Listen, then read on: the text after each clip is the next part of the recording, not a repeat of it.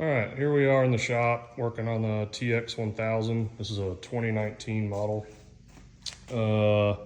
It's been squealing at real high pitch, squeal at high RPMs. And when I got down to the belt, this thing is super loose. And as you can tell, the alternator is the tension point of the belt and it's maxed out. So I think someone's been in here before. This was a rental unit that I bought with like 730 hours. It's got a little over 800 hours on it now. So I'm going all the way through it while I'm in here. These, I got some rubbage right there. This one looks like it's getting kind of crunchy. So I'm gonna replace all three. That one's that one. I'm gonna replace all three of these, replace the belt. Thinking about replacing the fuel lines. I just replaced these two filters. They're fairly easy to replace. You just got some pinch hose connectors there to get to those. Those are easy to get to. That's what I started with, and then figured while I was in here, I'll figure out why it's squealing. So what I found out was you have to take both fuel tanks out because the lines go through these holes here, and there was no way for that radiator to get out without taking the fuel lines out. So I had to drain both fuel tanks into there. And then when I opened it up, someone's been in here before because I'm missing one of these that goes right here and connects to those little points right there on the radiator. Took the fan and the adapter out. Here's your radiator and both fuel tanks. I guess I'm gonna give those a good pressure washing too. But that radiator had these 4 bolts here, 2 here, and 2 there. And there was a plate on the bottom that held it in. And then you got coolant hose. Pretty sure it's a hydraulic cooler in there too, because that's hydraulic fluid in it. And then you got the lower hydraulic fluid hose there too. That went in, you got hydraulic coolant,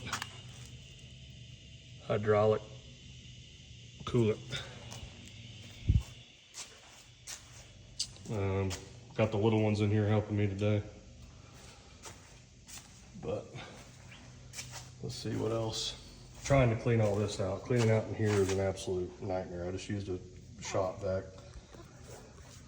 I'm planning on replacing the hydraulic fluid filters.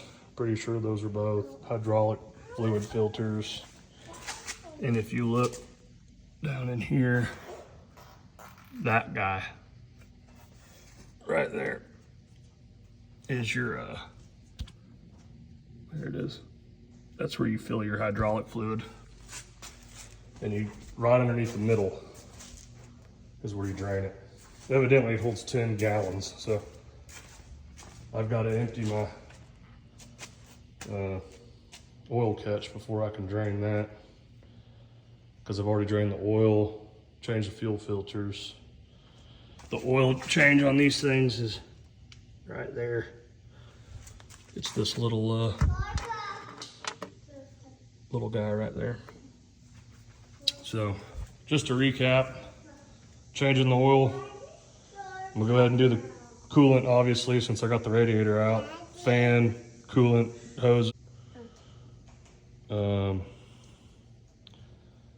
The hydraulic filters and oil.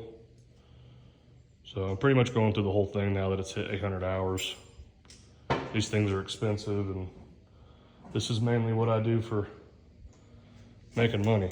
So I need to keep it up and running. I'm right in the middle of the busy season. I've got a little bit of a break, but not much. So hopefully I can get some parts ordered and get it back together quickly. I'm gonna replace the air filter too. things from. Oh yeah, I've got one new track on this side. I bought a set. I just haven't put this one on, haven't had the time. This one's getting pretty worn. So I'm gonna replace the track on this one too. If you've never changed tracks on these, you got that bolt right there. Take that bolt out. And then on this side, you can stick a 1/2 inch ratcheting wrench on there, or 1/2 inch drive ratchet, and it'll loosen up. And then once that's completely loose in there, you gotta take this big nut off. I think it's like a 30 or 32. And then this whole thing comes off, and then the whole track comes off. So I've got a new one of those.